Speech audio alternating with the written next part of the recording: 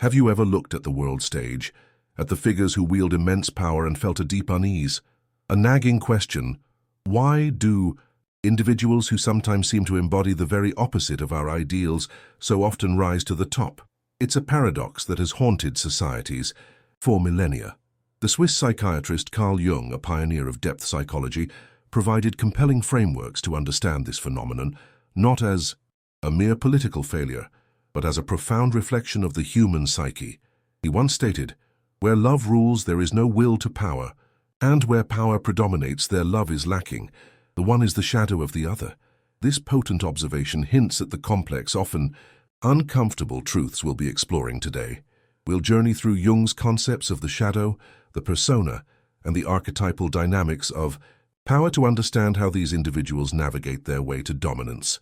What are your initial thoughts or experiences with this phenomenon of questionable leaders rising to power? Share them in the comments below. We're keen to hear your perspectives. And of course, if this exploration resonates with you, be sure to follow our channel to continue this journey of understanding together, to truly begin to unravel why, as it often seems, less than ideal individuals find their way into positions of authority. We must first turn to one of Carl Jung's most foundational concepts: the shadow. Jung described the shadow as the unknown dark side of our personality.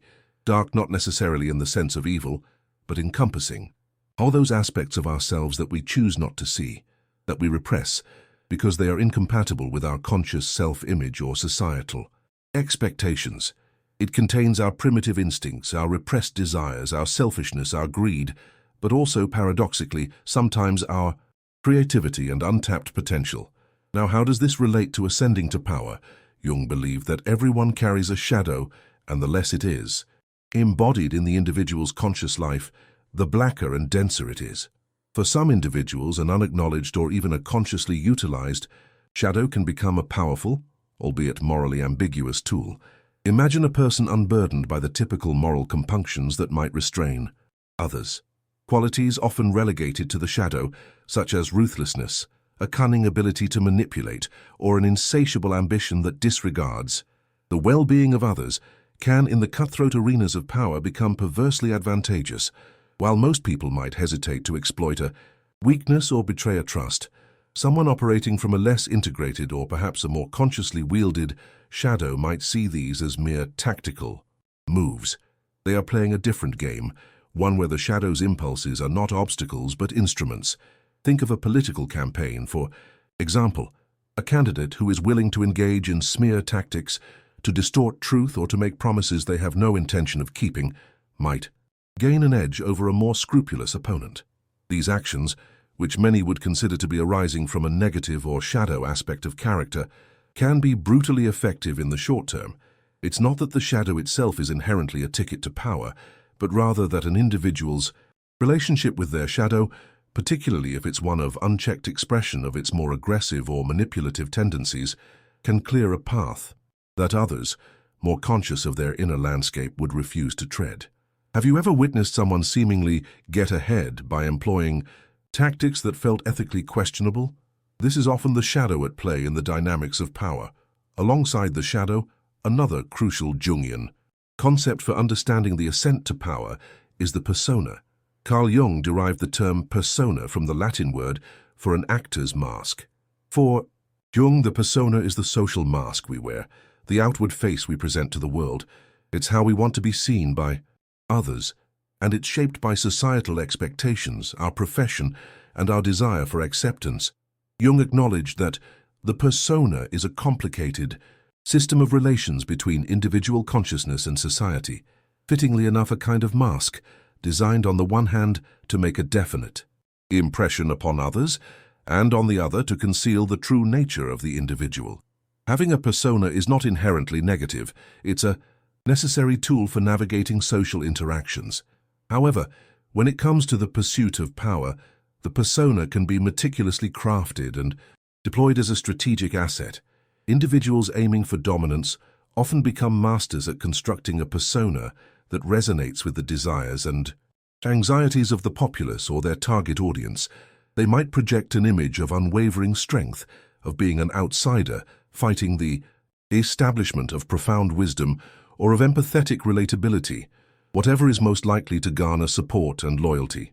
This crafted image may bear little resemblance to their true self, or indeed it might be a highly exaggerated version of certain traits while conveniently obscuring others, particularly those shadow aspects we just discussed. Consider a corporate leader who cultivates a persona of a benevolent visionary, deeply invested in employee well-being and ethical practices, all while their private actions might involve ruthless cost-cutting that harms workers or ethically dubious business strategies.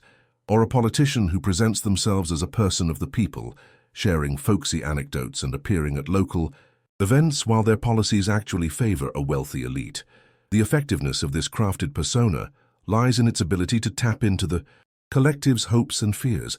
The danger, as Jung pointed out, arises when the individual becomes too identified with this mask. He warned that if one identifies too completely with the persona, he is not an individual but an actor, a man who is playing a role. This identification can lead to a hollowing out of the true self, leaving behind only the facade built for public consumption, a facade often designed specifically for acquiring and maintaining power. The more convincing the mask, the easier it can be to hide what lies beneath, allowing even those with less than noble intentions to appear as the leaders people are yearning for. Beyond the individual's shadow and persona, Carl Jung's work directs us to a deeper universal layer of the psyche, the collective unconscious and its archetypes.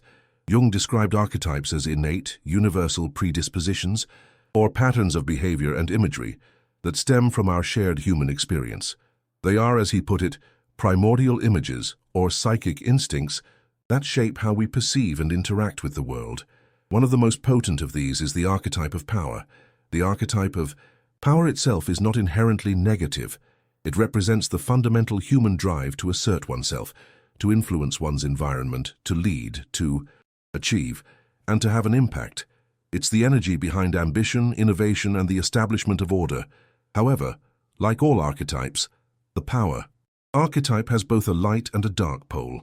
When an individual becomes too closely identified with or possessed by this archetype, particularly its unintegrated aspects, its shadow side, can manifest with devastating consequences.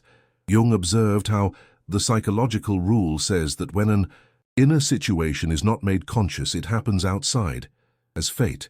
If the immense energy of the power archetype is not consciously integrated and balanced by other aspects of the personality, such as empathy, wisdom, or a connection to a higher ethical framework, it can easily become corrupted. This corruption often looks like a descent into tyranny, megalomania, and a ruthless disregard for others. The drive to lead becomes a drive to dominate. The desire for influence becomes a lust for absolute control. The individual, once perhaps an aspiring leader, becomes a conduit for the raw, unmediated force of the archetype, losing their humanity in the process.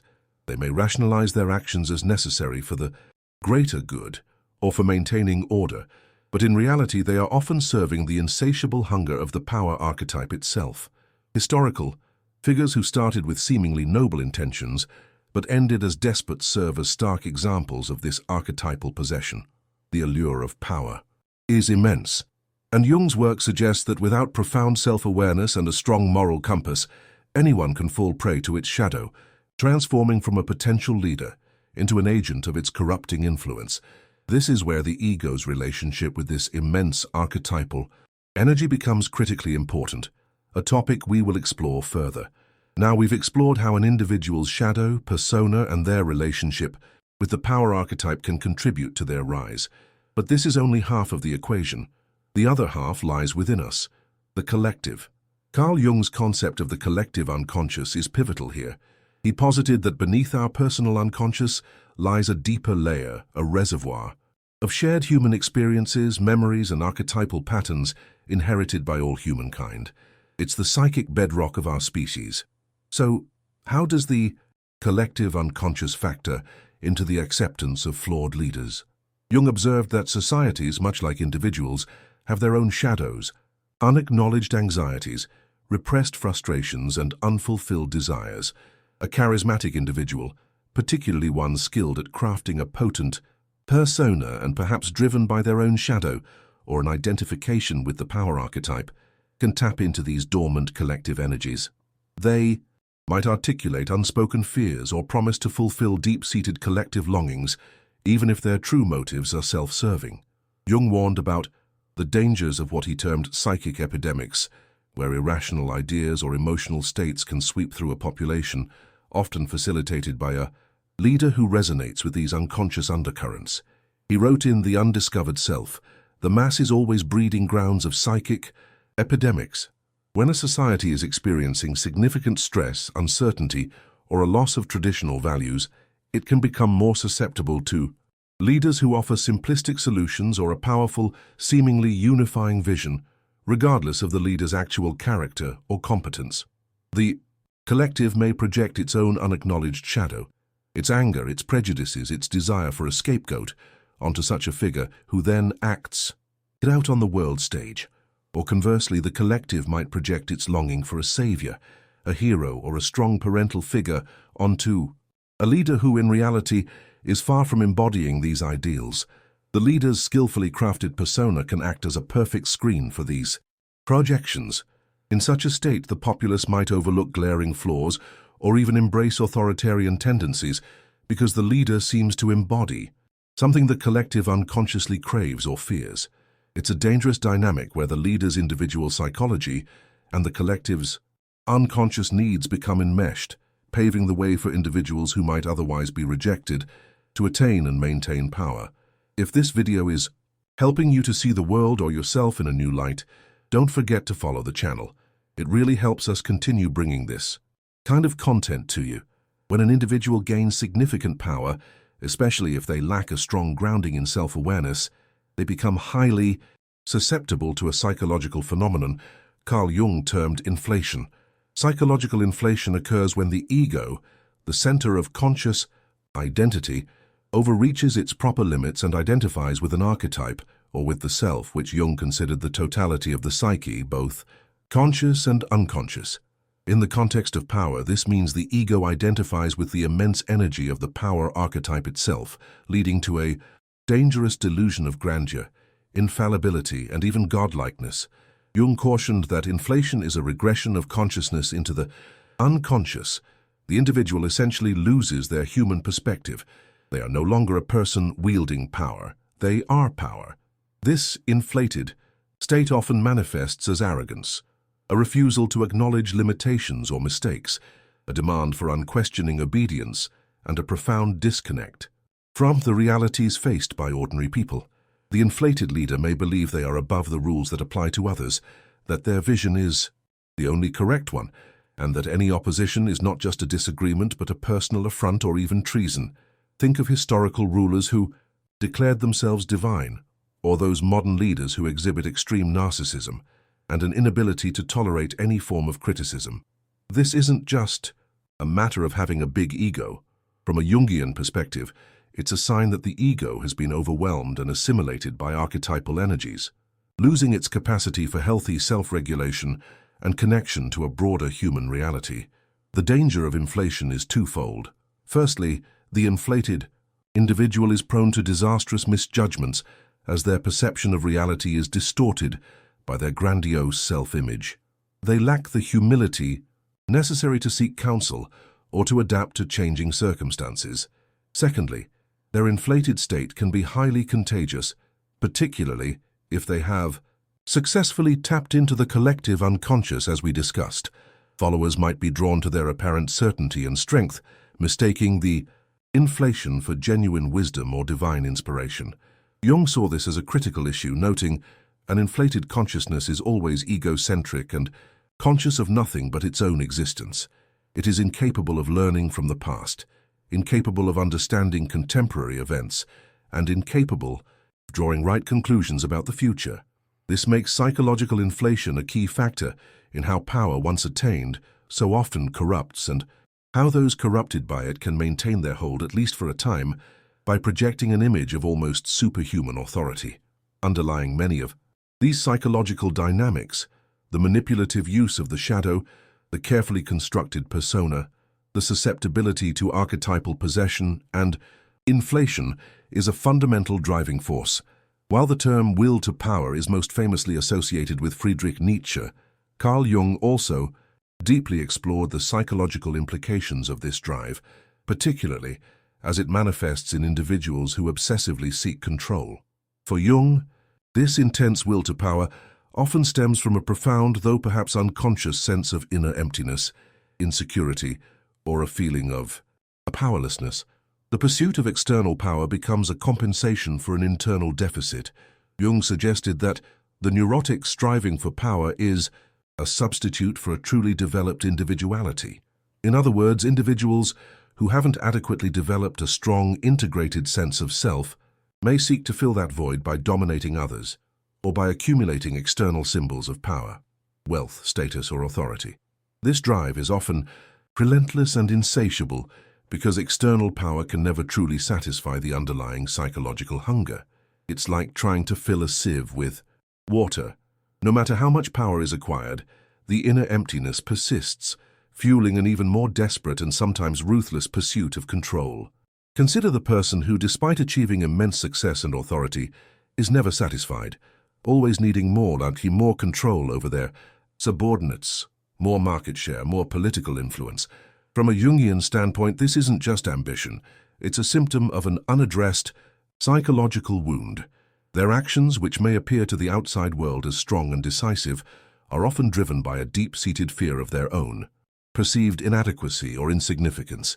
Jung also observed that this will to power, when unchecked by ethical considerations or a connection to what he called the self, the regulating center of the psyche, can lead individuals to disregard the well-being of others and to engage in destructive behaviors. As he wrote, the craving for power is not a characteristic of the healthy, but of the sick psyche.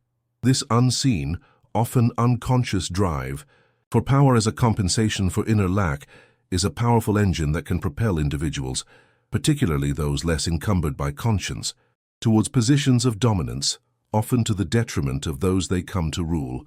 What are your reflections on this idea of power-seeking as a compensation? Have you observed this in people or in societal figures? Share your thoughts in the comments below. Given this rather sobering exploration of the psychological dynamics that can lead to the rise of flawed and even corrupt leaders, one might feel a sense of despair. However, Carl Jung's psychology doesn't just offer a diagnosis. It also points towards a remedy, a counter-narrative, the process of individuation. Jung described individuation as the lifelong psychological process of becoming an individual, a separate, indivisible unity or whole. It's the journey of integrating the conscious and unconscious aspects of the psyche, including the shadow, the anima animus, the inner feminine masculine, and, ultimately relating to the self, the archetype of wholeness. How does individuation counter the dynamics of corrupt power? Firstly, an individuating person is engaged in the difficult but essential work of confronting their own shadow. By bringing shadow aspects into consciousness, they are less likely to be unconsciously driven by them or to project them onto others. This reduces the likelihood of ruthless ambition or manipulative behavior born from unacknowledged darkness. Jung stated, "The psychological rule says that if an inner situation is not made conscious, it happens outside as fate. That is to say, when the individual remains undivided and does not become conscious of his inner contradictions, the world must perforce act out the conflict and be torn into opposite halves.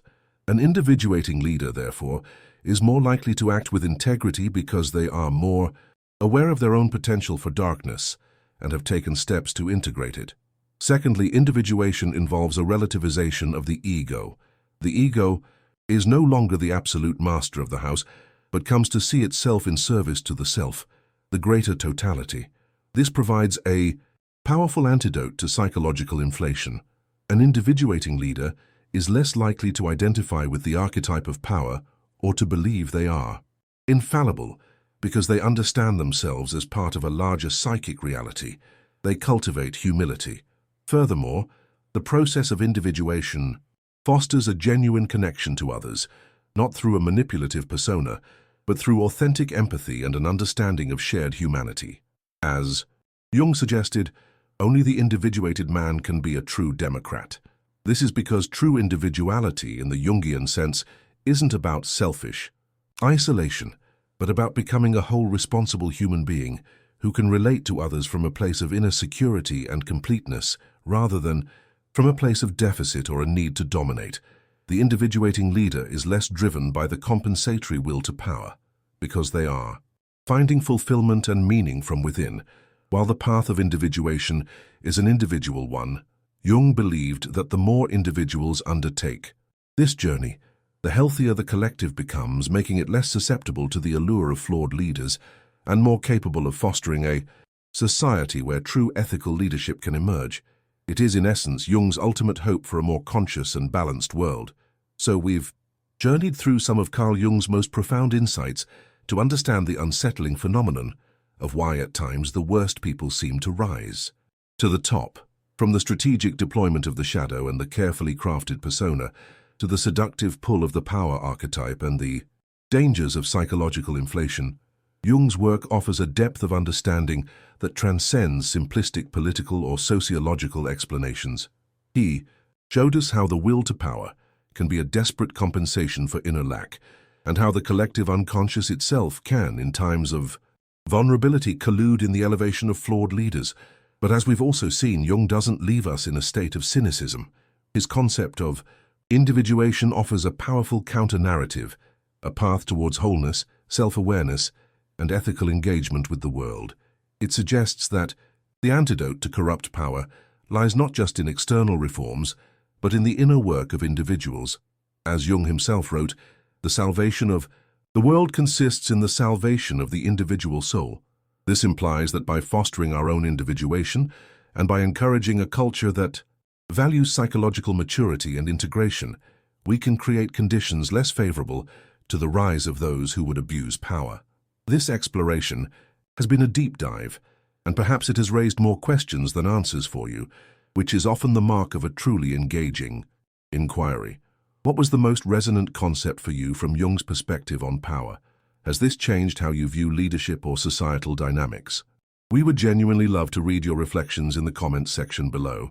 Sharing your perspective enriches this conversation for everyone. And, of course, if you found this journey into the depths of the human psyche valuable, please consider subscribing to our channel and sharing this video with someone you think might also benefit from these insights. It helps us immensely to continue creating content that explores the mysteries of who we are and the path to greater self-knowledge. Thank you for joining us.